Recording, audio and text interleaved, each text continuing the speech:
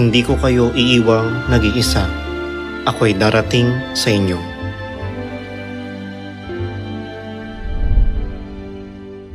Nangako siya na muling darating sa lupang ito. Sa malamig na taglamig ng 1918, pumarito siya sa lupang ito sa ikalawang pagkakataon gaya ng ipinangako. Tahimik siyang isinilang. Nang mas palihim kaysa sa kanyang unang pagdating.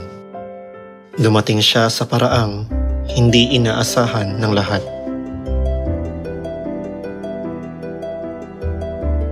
Nabautismuhan siya noong 1948 sa edad na 30 at nagsimulang magturo muli ng mga tinuro niya noon.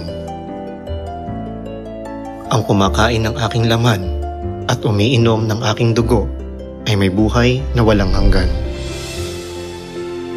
Ito'y aking katawan na ibinibigay dahil sa inyo. Ang kopang ito ay ang bagong tipan sa aking dugo.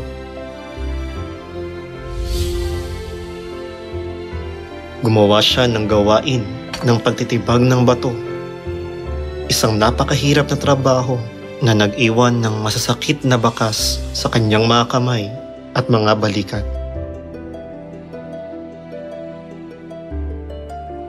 Kinutya siya ng higit pa kaysa noong dumating siya sa unang pagkakataon.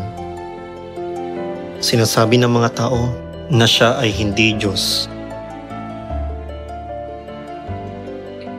Marami ang nakatingin sa langit, naghihintay pa rin sa kanyang ikalawang pagdating.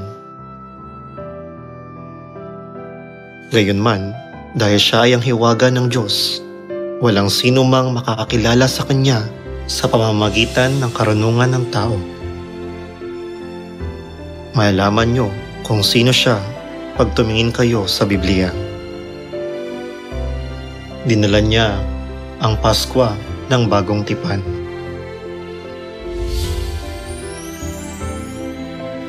At sa bundok na ito ay gagawa ang Panginoon ng mga hukbo sa lahat ng mga bayan ng isang kapistahan ng matatabang bagay, ng isang kapistahan ng mga nilumang alak.